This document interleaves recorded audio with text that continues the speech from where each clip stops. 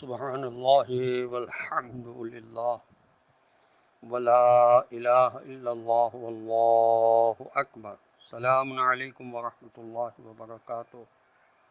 اللہ تبارک و تعالیٰ کا شکر ہے کہ میں آپ کی خدمت میں کراچی سے تاج العلماء مولانا محمد نقی نجفی علیہ اللہ مقاموں کا پوتا حاضر خدمت ہوں، اور اس وقت سورہ ہود کی آیات کی تلاوت کا شرف حاصل کرنے جا رہا ہوں۔ اعوذ باللہ من الشیطان اللعین الرجیم، بسم اللہ الرحمن الرحیم۔ آیت نمبر 9۔ وَلَئِنْ أَذَقْنَا الْإِنسَانَ مِنَّا رَحْمَةً ثُمَّ نَزَعْنَا مِنْهُ إِنَّهُ لَيَئُوسٌ کفور۔ ترجمہ: اور اگر ہم انسان کو اپنی طرف سے اپنی رحمت کا مزہ چکھاتے ہیں اور پھر اس سے اس نعمت یا رحمت کو چھین لیتے ہیں، پھر تو وہ واقعی مایوس ہو کر ناشکری کرنے لگتا ہے۔ تفسیر ماجدی میں لکھا ہے کہ ملاحظہ فرمائیں کہ اسلامی تربیت سے محروم انسان کس قدر افراط و تفریط کا شکار رہتا ہے۔ خوشحالی آئی، ہرا ہی ہرا دکھائی دینے لگا، جب مصیبت کی پھیر میں آیا تو بلبلا اٹھا، حسد و یاس کی تصویر بن گیا، خدا پر لعن طعن کرنے لگا۔ پھر جب برے دن گزر گئے تو نعمتوں کے نشے میں سرمستیاں اور بدماشیاں شروع ہو گئیں۔ اس کے برعکس مومن ہر موقع پر صبر و تحمل سے کام لیتا ہے، نہ خوشیوں میں حد سے بڑھتا ہے اور نہ بلاؤں میں مایوس ہو کر بلبلاتا ہے۔ وہ خوشحالی میں خدا کا شکر بجالاتا ہے اور بدحالی میں صبر و تحمل کے ساتھ خدا پر بھروسہ کیے ہوئے رہتا ہے، اسی سے آس لگائے خاموشی کے ساتھ بلاؤں کا مقابلہ کرتا ہے، کیونکہ وہ ان بلاؤں کی حقیقت سے واقف ہوتا ہے کہ یہ سب میرے امتحان کا سامان ہے۔ جیسے کہ میں نے عرض کیا کہ یہ تفسیر ماجدی میں لکھا ہے۔ آیت نمبر 10 اس رکوع کی آخری آیت ہے۔ وَلَئِنْ أَذَقْنَاهُ نَعْمَاءَ بَعْدَ ضَرَّاءَ مَسَّتْهُ لَيَقُولَنَّ ذَهَبَ السَّيِّئَاتُ عَنِّي إِنَّهُ لَفَرِحٌ فَخُورٌ۔ ترجمہ: اور اگر اس مصیبت کے بعد جو اس پر آ پڑی تھی پھر ہم اسے اپنی نعمت کا مزہ چکھاتے ہیں تو وہ کہتا ہے کہ چلو بس، اب تو ساری بلائیں اور دلدر مجھ سے دور ہو گئے۔ پھر تو وہ خوشی سے پھولا ہی نہیں سماتا اور اکڑنے اور اترانے لگتا ہے۔ خدا کے ارشاد کا مقصد یہ ہے کہ رسول صلی اللہ علیہ وسلم کی باتوں پر تمہاری یہ ٹٹے اصل میں تمہاری اس ذلیل صفت کی وجہ سے ہے۔ خدا تو تمہیں اصلاح کی مہلت میں مہلت دیے چلا جا رہا ہے، اور تم ہو کہ اس مہلت کو یہ سمجھ رہے ہو کہ ہماری خوشحالی کس قدر پائیدار بنیادوں پر قائم ہے اور ہماری زندگی کا یہ چمن کیسا سدا بہار ہے۔ یہ تفہیم القرآن میں علامہ مودودی صاحب نے لکھا ہے۔ إِلَّا الَّذِينَ صَبَرُوا وَعَمِلُوا الصَّالِحَاتِ أُولَٰئِكَ لَهُم مَّغْفِرَةٌ وَأَجْرٌ كَبِيرٌ۔ ترجمہ: سوا ان کی جو صبر و تحمل سے کام لیتے ہیں اور اچھے اچھے کام کرنے والے ہیں، یہی وہ لوگ ہیں جن کے لیے خدا کی معافیاں و بخششیں بھی ہیں اور بہت بڑا اجر و ثواب بھی ہے، یعنی خدا ان کے قصور بھی معاف کرتا ہے اور ان کی اچھائیوں پر انہیں بے پناہ اجر و ثواب بھی دیتا ہے۔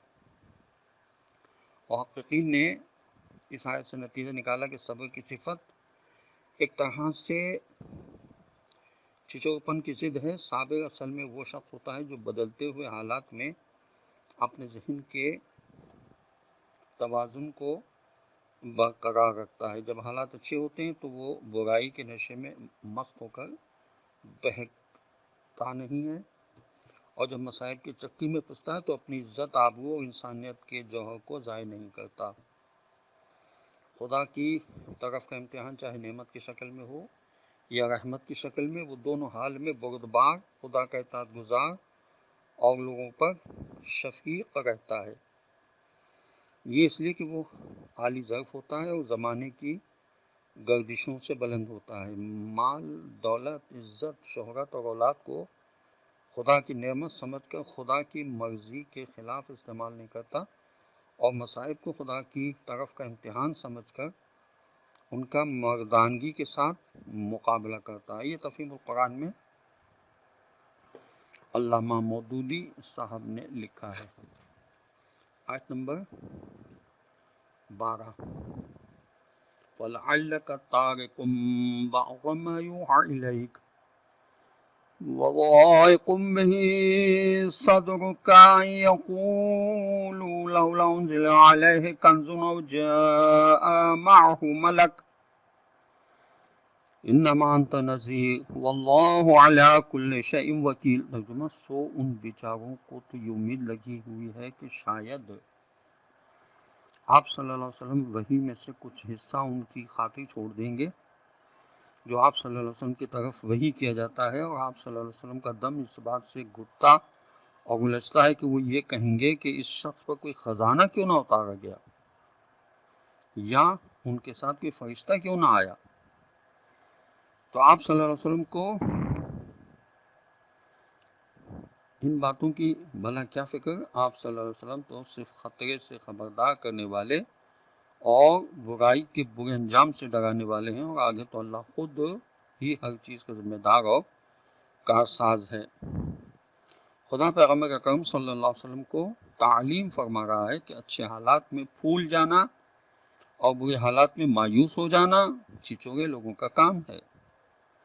قیمتی انسان وہ ہوتا ہے جو صبر و ثبات اور پامرتی کے ساتھ نیک راستے پر زندگی گزارے چلا جاتا ہے۔ اس لیے جاہلوں کے اعتراضات اور مذاق اڑانے کی پرواہ نہ کیجیے، احمقوں کا یہی کام ہوتا ہے۔ آپ صلی اللہ علیہ وسلم پر جو صداقت اور جو حقیقت وحی کے ذریعے منکشف کی گئی ہے، اس کی طرف بلا تکلف ہر چیز سے بے پرواہ ہو کر لوگوں کو بلاتے رہیے۔ کبھی اس بات کا خیال بھی نہ کیجیے کہ فلاں بات کہوں گا تو لوگ مذاق اڑائیں گے، فلاں بات کہوں گا تو لوگ اور زیادہ مخالف ہو جائیں گے۔ ہر بات سے بے خوف ہو کر بے دھڑک حقائق کو بیان کیے جائیے اور اپنے تمام معاملات کو خدا کے حوالے کر دیجیے۔ یہ تفہیم القرآن میں علامہ مودودی صاحب نے لکھا ہے۔ آیت نمبر 13، ام یقولون افترا قل فاتوا بعشر سور مثلہ مفتریات وادعوا من استطعتم من دون اللہ ان کنتم صادقین۔ ترجمہ: کیا وہ یہ کہتے ہیں کہ پیغمبر صلی اللہ علیہ وسلم نے کتاب از خود گھڑ لی ہے؟ کہو اچھا تو پھر لے آؤ اس جیسے 10 سورے گھڑے ہوئے، اور اللہ کے سوا جنہیں بھی تم اپنی مدد کے لیے بلا سکتے ہو تو بلا لو اگر تم اپنے اس دعوے میں سچے ہو۔ تفسیر فصل الخطاب میں علامہ علی نقی صاحب نے لکھا کہ سورۃ البقرہ یعنی پہلے پارے میں قرآن کے منکروں سے ایک سورت مقابلے پر لانے کا چیلنج دیا گیا تھا۔ اب 12ویں پارے میں کہا جا رہا ہے کہ 10 سورے مقابلے کے لیے لے آؤ۔ ظاہر ہے کہ پہلے ایک سورت کہنا پھر 10 سورے کہنا نامناسب بات ہوئی۔ معلوم کہ جو بات پہلے پارے میں کہی گئی تھی وہ بعد میں کہی گئی ہوگی، اور 10 سورتوں والی بات پہلے کہی گئی ہوگی۔ اس سے ثابت ہوا کہ ترتیب قرآن تنزیل قرآن کے مطابق نہیں ہے۔ فتح الرحمان میں شاہ ولی اللہ صاحب کو بھی لکھنا پڑا، میں کہتا ہوں کہ پہلے 10 سورتوں کے مقابلے پر لانے کی دعوت دی گئی، جب اس سے عاجز ہوئے تب ایک سورت مقابلے پر لانے کی دعوت دی گئی۔ آیت نمبر 14، فَإِن لَّمْ يَسْتَجِيبُوا لَكُمْ فَاعْلَمُوا أَنَّمَا أُنزِلَ بِعِلْمِ اللَّهِ وَأَن لَّا إِلَٰهَ إِلَّا هُوَ فَهَلْ أَنتُم مُّسْلِمُونَ۔ ترجمہ: پھر اگر وہ تمہارے جھوٹے خدا تمہارے بلانے پر لبیک نہ کہیں تو پھر یہ جان رکھو کہ وہ قرآن بس اللہ ہی کے علم و قدرت سے اتارا گیا ہے، اور یہ بھی کہ اللہ کے سوا کوئی حقیقی معبود نہیں ہے، تو کیا اب تم حکم ماننے والے ہو جاؤ گے؟ آیت میں جو دلیل دی گئی ہے اس کا خلاصہ یہ ہے کہ اگر تمہارے نزدیک قرآن انسان کا کلام ہے تو پھر انسانوں کو ایسے کلام کے بنانے پر قادر ہونا چاہیے۔ میں بار بار تم کو چیلنج پر چیلنج دے رہا ہوں کہ اس کی نظیر بنا کر پیش کرو، مگر تم آج تک کوئی ایک مثال اس کے جواب میں نہ لا سکے، تو پھر مانو کہ میرا دعویٰ سچا ہے کہ یہ کتاب اللہ کے علم سے نازل ہوئی ہے۔ دوسری یہ کہ اس کتاب میں تمہارے جھوٹے خداؤں کی سخت مذمت کی گئی ہے، صاف صاف بتا دیا گیا ہے کہ ان بیچاروں کا الوہیت میں کوئی حصہ نہیں۔ اگر تمہارے خداؤں میں کچھ دم ہے تو ان کو چاہیے کہ میرا یہ دعویٰ جھوٹا ثابت کریں، اور قرآن کی کسی ایک صورت ہی کی کوئی نظیر بنانے میں تمہاری مدد کر دیں۔ لیکن جب اس فیصلے کی گھڑی میں بھی تمہاری مدد وہ نہیں کر سکتے تو پھر یہ فالتو لوگ کس کام کے ہوئے؟ اس سے ثابت ہو جاتا ہے کہ تم نے خوامخواہ ان کو اپنا خدا بنا رکھا، یہ تو بندہ بننے کے بھی لائق نہیں ہے۔ یہ تفہیم القرآن میں علامہ مودودی صاحب نے لکھا ہے۔ لفظ اللہ کا اعجاز دیکھیے کہ اللہ کے لفظ سے کسی بھی حرف کو اگر نکال لیا جائے تو بھی وہ خدا کی ذات ہی پر دلالت کرتا رہے گا۔ مثلا اللہ کے نام سے شروع کا الف نکال لیا جائے تو للہ باقی رہے گا، یعنی اللہ کے لیے۔ اگر الف کے بعد والا لام نکال لیا جائے تو الہ باقی رہے گا، جو اللہ کا نام ہے، یعنی معبود۔ اگر لام اور الف دونوں ہی کو نکال لیا جائے تو لہو باقی رہے گا، یعنی اللہ کے لیے۔ قرآن میں فرمایا لہ الملک السماوات والارض۔ اور اگر شروع کے تینوں حروف نکال دیے جائیں تو باقی رہ جاتا ہے ہا، جسے ہوا کہتے ہیں، جو خدا کی طرف اشارہ ہے۔ قرآن میں فرمایا هو الحی القیوم، اور فرمایا لا الہ الا ہوا۔ یہ تفسیر روح البیان میں لکھا ہوا ہے۔ آیت نمبر 15، من کان یرید الحیاۃ الدنیا وزینتها نوفی الیہم اعمالہم فیہا وہم فیہا لا یبخسون۔ ترجمہ، جو لوگ صرف اسی دنیا کی زندگی اور اس کی خوبصورتی، رونق اور زیب و زینت چاہتے ہیں تو ہم اس دنیا میں ان کے تمام کاموں کا پورا پورا بدلہ دے دیتے ہیں، اور اس میں ان کے لیے کوئی کمی نہیں کی جاتی۔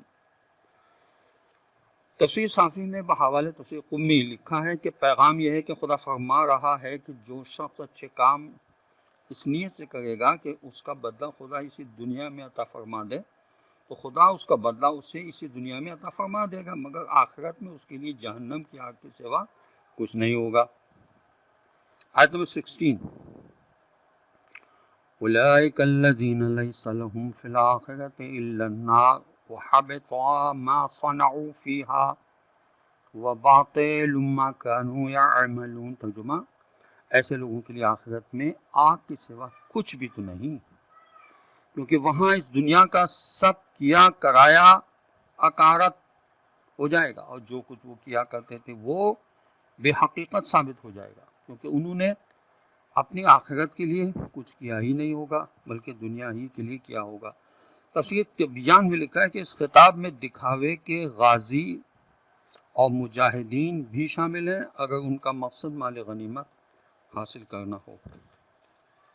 آیت نمبر 17، أَفَمَنْ كَانَ عَلَى بَيِّنَةٍ مِّن رَّبِّهِ وَيَتْلُوهُ شَاهِدٌ مِّنْهُ وَمِن قَبْلِهِ كِتَابُ مُوسَىٰ إِمَامًا وَرَحْمَةً أُولَٰئِكَ يُؤْمِنُونَ بِهِ وَمَن يَكْفُرْ بِهِ مِنَ الْأَحْزَابِ فَالنَّارُ مَوْعِدُهُ فَلَا تَكُ فِي مِرْيَةٍ مِّنْهُ إِنَّهُ الْحَقُّ مِن رَّبِّكَ وَلَٰكِنَّ أَكْثَرَ النَّاسِ لَا يُؤْمِنُونَ۔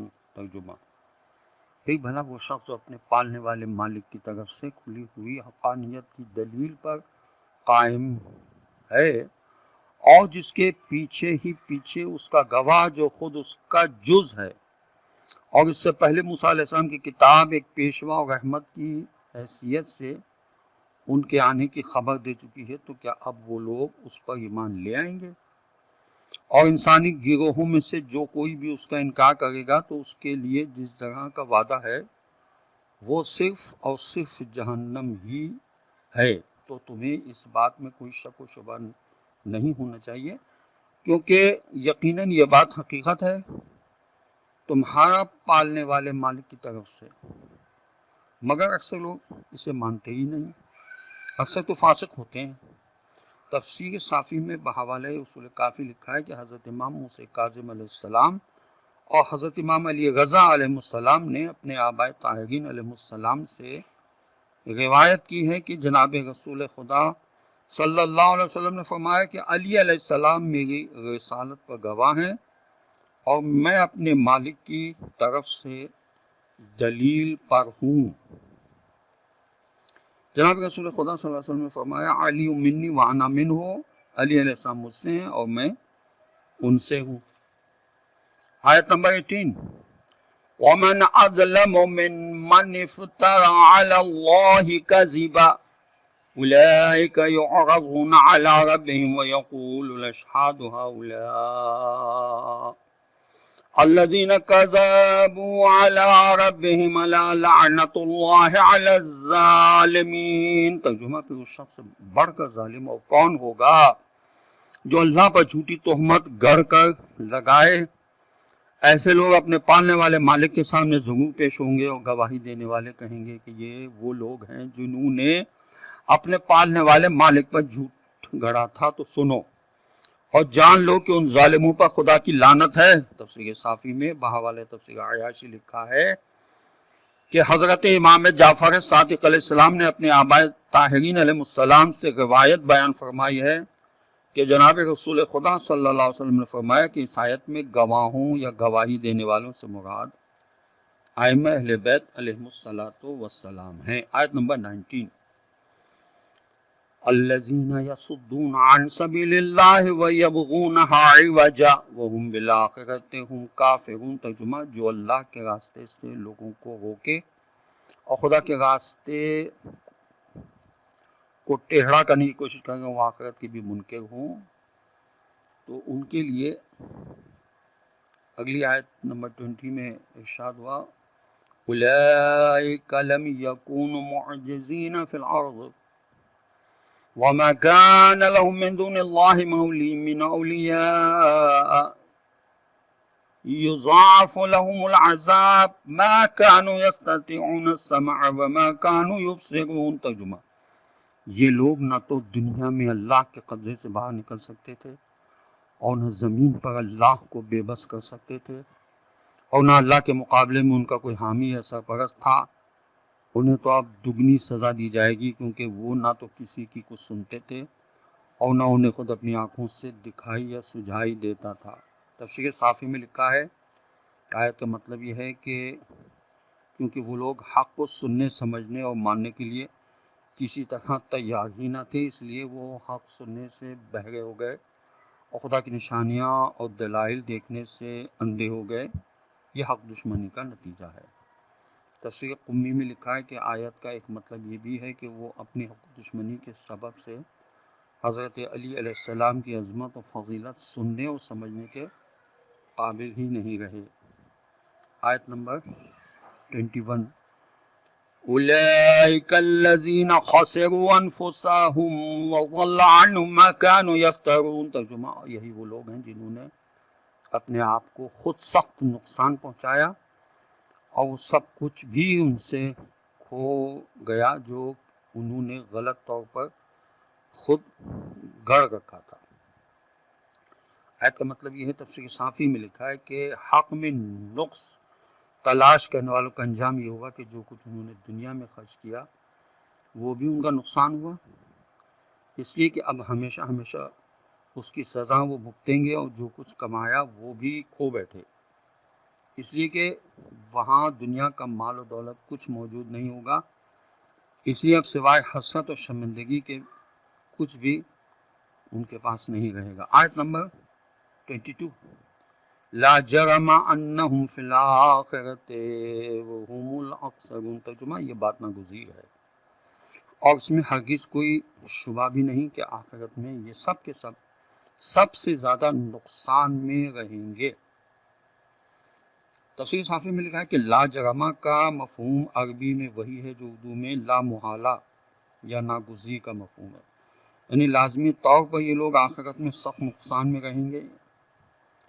مطلب یہ ہے کہ انہوں نے جو کچھ خرچ کیا ہوگا وہ بھی نقصان میں گیا اور جو کچھ کمایا تھا وہ بھی کھو بیٹھے، اب سوائے حسرت و شرمندگی کے کچھ بھی ان کے پاس باقی نہیں رہے گا۔ آیت نمبر 23، ان الذین آمنوا وعملوا الصالحات واخبتوا الى ربهم اولئک اصحاب الجنہ ہم فیہا خالدون۔ ترجمہ، رہے وہ لوگ جنہوں نے حق کو مانا اور نیک کام بھی کیے اور اپنے مالک ہی کے ہو کر رہے تو یقیناً وہ جنتی لوگ ہیں اور وہ وہاں ہمیشہ ہمیشہ رہیں گے۔ تفسیر طبیان میں لکھا ہے یعنی وہ اللہ کی عظمت سے مغروب رہے اور اس سلسلے میں ان کا طرز عمل مستحکم رہا۔ آیت نمبر 24، اس رکوع کی آخری آیت۔ مثل الفریقین کالاعمی والاصم والبصیر والسمیع هل یستویان مثلا افلا تذکرون۔ ترجمہ، ان دونوں گروہوں کی مثال ایسی ہے جیسے ایک آدمی تو اندھا بہرا ہو دوسرا دیکھنے اور سننے والا ہو، تو کیا دونوں مثال میں ایک جیسے ہو سکتے ہیں؟ تو کیا تم اتنی واضح مثال سے بھی نہ تو کچھ سمجھتے ہو اور نہ کچھ سبق لیتے ہو؟ تفسیر صافی میں لکھا ہے کہ مطلب یہ ہے کہ حق کے منکر کافروں کی اصل غلطی یہ تھی کہ انہوں نے جان بوجھ کر ارادتاً خدا کی نشانیوں کو سمجھنے اور دیکھنے سے اپنی آنکھیں بند کر رکھی تھیں اور خدا کے کلام کے سننے، اس پر غور کرنے اور اس کا مفہوم سمجھنے سے اپنے کان بند کر لیے تھے، اس لیے وہ تباہ اور برباد ہو گئے۔ علامہ اقبال نے کیا خوب کہا کہ دل بینا بھی کر خدا سے طلب، آنکھ کا نور دل کا نور نہیں۔ خدا ہمیں توفیق عطا فرمائے کہ ہم قرآن کو سمجھ کر پڑھیں، اس کی تلاوت کریں، اس کا ترجمہ پڑھیں، اس کی تفسیر پڑھیں، تو ہماری سمجھ میں باتیں آئیں گی کہ پچھلی قوموں نے کیا کیا، ہم وہ کام نہ کریں جس کی وجہ سے ان پر عذاب آیا۔ ایسا نہیں ہو سکتا کہ جن باتوں کی وجہ سے ان پر عذاب آیا وہی کام ہم بھی کریں تو ہم عذاب سے بچ جائیں گے۔ خدا ہمیں تمام باتوں کو سمجھنے کی توفیق عطا فرمائے، وارث قرآن امام زمانہ کے ظہور میں تعجیل ہو، اور خداوند عالم ہمیں ان کے اعوان و انصار میں شامل ہونے کی توفیق نصیب کرے۔ وآخر دعوانا ان الحمد للہ رب العالمین، والسلام علیکم ورحمۃ اللہ وبرکاتہ۔